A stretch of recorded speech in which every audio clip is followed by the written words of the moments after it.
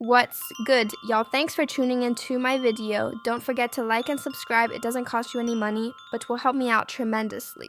Thanks in advance. So we are back here for part 2 of KM Porter's book. If you haven't watched part 1, go back and watch, then come on back. So we are not going to waste any time. Grab your popcorn and wine, and let's get straight into it. Chapter 8, Kidada. Actress, model, and fashion designer Kidada Jones was Tupac Shakur's fiancée and is the daughter of record producer Quincy Jones and actress Peggy Lipton. Being around other celebrities was just a part of life. Meeting Kidada was just one of those events, and as time went on, we became close. We hung out together, went shopping, and so on. It was about the same time I met Kimora. Those were the days, or so I thought. We always had girl talk, and the fact that she was dating someone I had previously been with wasn't a source of contention. We didn't get jealous of each other. It was just girl talk stuff. No, I did not become intimate with Kidada. Kimora was too jealous for that. Yeah, Kidada knew about Kimora, Sean, and I all being together sexually. Of course she did. We shared that kind of thing. We were open and honest with each other about almost everything. A true friendship, except I couldn't be open and honest about everything. Not anymore. Sean made sure that. Kidada and Pac were the greatest couple. He was always so cool and yes sexy, and she was so beautiful and fun. Before all of the tension and beef, we used to all hang out together, and it was always dope vibes. But with Pac shooting and the suspicions surrounding Sean and Jimmy, the vibes between Kidada and I weren't always perfect. Then came that night. Award shows weren't anything new for us at this point. We dolled up as the men groomed, and we didn't choose what we wore. A stylist prepared our color palettes, a makeup artist did our makeup, and a hairstylist did our hair. This was just the way of things. We shared the best stylists in the business, and sometimes we would all go to the studio for an event to get our measurements taken, but this time, Kidada seemed different. I felt like something was wrong, but when I probed her, she wouldn't say anything. Then, the day of the event was here. We would all see each other inside. Even though Sean was my man, as far as props, I had nothing on Kidada. Being Quincy Jones's daughter had perks, and superstardom was among them. Pac wasn't there. When she saw us, she came over to our table.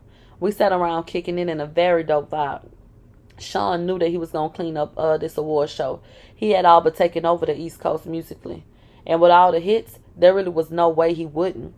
Bad Boy is a Hall of Fame stuff now, and Sean P. Diddy Combs knew it. Sean smiled at Kidada as she sat at the table, but something about that smile didn't seem authentic. Soon I would know why. He's sick when he has a grudge against someone. As she sat, Sean said, "Bad Boy gonna clean the fuck up." From his table with Faith, Chris replied, "Hell yeah, and that new shit we busting out gonna have these niggas sick." Kidada signaled for the waiter to pour her a glass of ginger ale and then sat over at her table. As the waiter refreshed her drink, she said, "Pac's music still gonna get some love too." Sean grimaced. "Oh, come on, Sean. I know y'all got y'all differences, but you have to admit the man makes great music." Sean looked at me out the corner of his eye, then took another sip of one of his favorite cognacs and then said, "Bad Boy got the hottest music on the fucking planet, but I ain't tripping. Everybody gotta get their shine, right?" Kidada sighed. "Sean, Tupac thinks that you were involved with him getting shot. You two were so close. You need to make this right." Sean responded indignantly. "Why the fuck would that nigga think I had anything to do with it?" Kidada retorted. "Sean, can you blame him?" Sean was obviously not happy with that question by his reply. "Hell yeah, I blame him. We had a good thing going, all of us. That nigga turned on me, and he has the fucking balls to blame me for his shooting." Child, they said the attitude that he managed to spew out while lying through his teeth was something I didn't expect. I was thrown back for a moment before interjecting. Do we have to do this tonight? It's Sean's big night."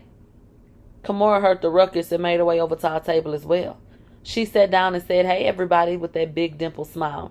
I smiled and replied, "Hey." Kidada also seemed happy to see us. She said, "Hey, what's up, Kimmy?" Kimora was never the type to hold her tongue and went straight at it. "The whole place is buzzing with the fact that you sitting here accusing Sean of having Pac shot. Y'all kind of loud." Child, she laughed, and Kidada seemed embarrassed as she looked around to see everybody staring and whispering. But she wasn't about to back off. In fact, she doubled down.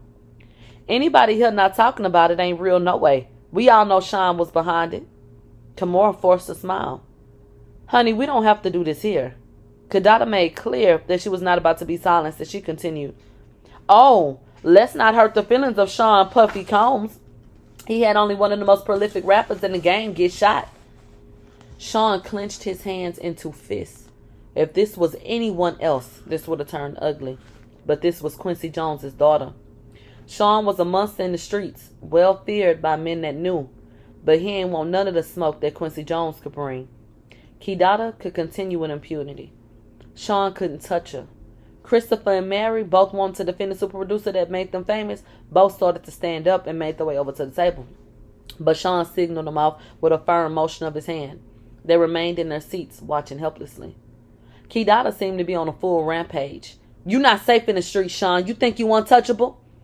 Kimura seemed almost red in the face when she grabbed Kidada by the hand, saying, "I gotta go to the restroom." Kidada, not wanting to stop, snatched her hand away, yelling, "Let go of me!" Kimura needed her to get a grip and said sternly as a parent speaking to a child mid-tantrum, "Die!" Kidada turned to her and yelled, "What?" Kimura nodded toward the crowded room, and Kidada looked around.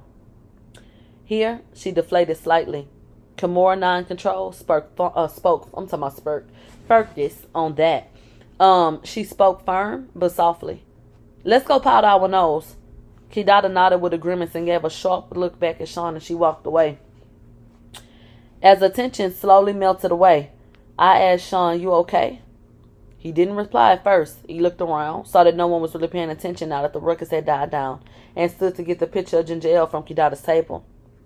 He poured himself a drink from it,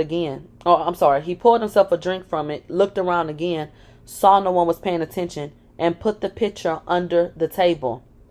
What was he doing? And then I heard the distinct sound of liquid being poured into liquid. Oh my God, is he peeing in a pitcher? He smiled at me as he brought the pitcher back from under the table and finally replied to me, "I'm good." He then stood and returned the pitcher to the table. I was in awe. I knew he had a bad temper, but this was disgusting. I'll never eat or drink something after we have an argument again. Kidada and Kimura made their way back to Kidada's table to sit as Sean watched on quietly. Sean made small talk. "Which songs do you think they'll give me awards for?" as Kidada poured her drink. Sean's bodyguard made his way over to the table. I think he stopped up from drinking as everyone else just sat and watched. Jean risked incurring Sean's wrath. "If I'm right?" Relieved, I replied. "Baby, your catalog is crazy. It could be a lot of songs." Sean glared at Kidada's table the entire night. Chapter 9. Going back to Kelly. We had a wild night. It was after one of Sean's infamous parties. Everyone was there. And we not only had threesomes, but we also swapped partners. Our sex life was crazy, but I got to do things with Sean I would never have been able to do with a straight man. Sean cared about me, but it was becoming more and more obvious that he preferred men. I was beginning to think I was there more to cover his wild desires than because he really wanted to be with me. He was like Caesar, every woman's man and every man's woman. But truthfully, at that stage, I was becoming okay with it. I woke up and left the bedroom where I was with Jada Pinkett, and Sean happened to be coming out the bedroom with X and Will Smith. Yes, Blank attended these parties from time to time. I could see him and Will kind of snuggled up on the bed together. I was grateful I wasn't asked to join in on that room because I really didn't like Blank. When he saw me, "Good morning." Here at the orgies, he wasn't very affectionate. He didn't have to pretend, but he couldn't walk straight. I knew how his ass felt. Literally. We've had sessions playing with each other's anal cavities. I wanted to be home before Quincy woke up, so I told him I'm getting ready to go. He responded, "Let's have a cup of coffee first." This meant that he wanted to talk. I didn't know what it was about, but in situations like this, I didn't really have a choice. He was becoming more violent when he didn't get what he wanted, and I didn't really want to fight, so I sat down.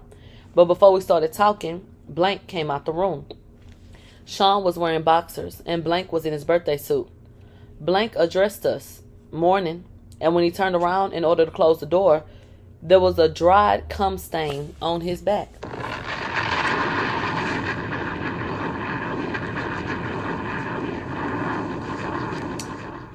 Blank walked over, pulled a chair out to sit down next to us, and lit up a blunt. Sean stretched, smiled, and said, This East Coast West Coast beef is more lucrative than I thought, but it's getting dangerous. Blank responded surprised. Business first thing in the morning? Damn, cuz you own it. Oh, what? But you know you don't got nothing to worry about. You got a pass, daddy. Blank smiled coyly. Sean apparently had something to talk about with Blank as well, because he said, I can't protect everybody, especially if somebody no longer going to be on my label. It was apparent Blank was taken aback by this turn of events by his reply. Sean, are you saying what I think you're saying? Sean continued, it's taxing on my resources to protect people. Someone that ain't 100% on my team can't get 100% of my protection. What the hell going on here? What did Sean want from me? This morning is turning out to be way more than I expected, and I gotta go. Quincy gonna be looking for me. Meanwhile, Blank apparently wanted clarity. So to be clear, if something happened, Blank made quotation marks with his fingers to one of your artists that was leaving your label anyway, it would be considered, and he makes another set of quotation marks, out of your control. Is that what you're saying? Wait a minute. Can they be talking about Biggie?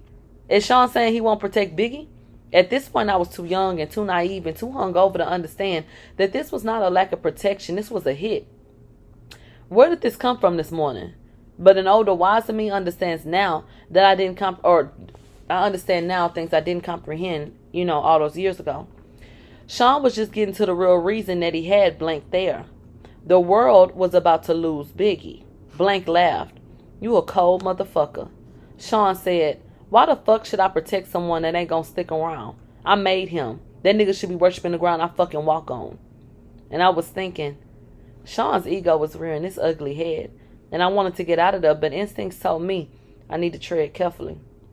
So my next move had to be calculated. I don't really want any part of this, not even implicitly, but I was just dragged right into the middle of it. If what was happening here ever comes out, will I be held as an accomplice? But even as those things crossed my mind, those thoughts crossed my mind, I couldn't just pretend that this was okay. So I said, but Sean, he hasn't left yet. They're just rumors. Are you going to let him die because of some rumors? Sean glared at me, the anger in his voice obviously stemming from hurt as he said, I know when I'm being betrayed. I'm not killing anyone, but I'm not protecting somebody that don't have my back 150%. Fuck that. This was railing out of control. My mind began to race. Is there a way to get through to him? Maybe I could use the finance route. Sean, he bringing in so much money. You put so much money into cultivating him. Are you going to throw away all that money? This is when he revealed how thought out this meeting really was. If he leaves, he takes all the money I invested into creating him. Sean sighed. But if he can't protect himself and something terrible does happen, then the money that I would make off his death will blow away all the money we've made so far.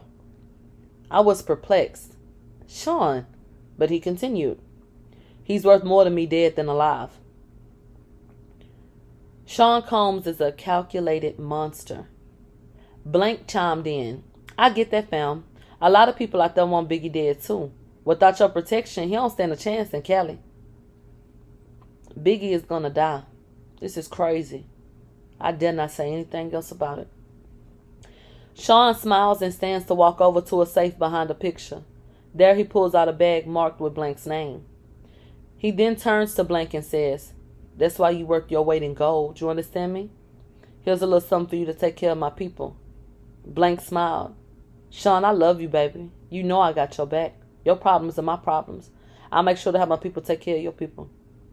I need to get out of here. This is crazy. I attempted to leave again. Sean, I want to get Quincy before he wake up. Sean looked at me responding. It's getting late. Give him a kiss for me. I'm going to get out of here. Thank God. Blank always with something to say. I love to meet the little tyke sometimes. Not a chance in hell. Something about this guy creeps me out. I forced a smile. That'll be great. Come back for part 4.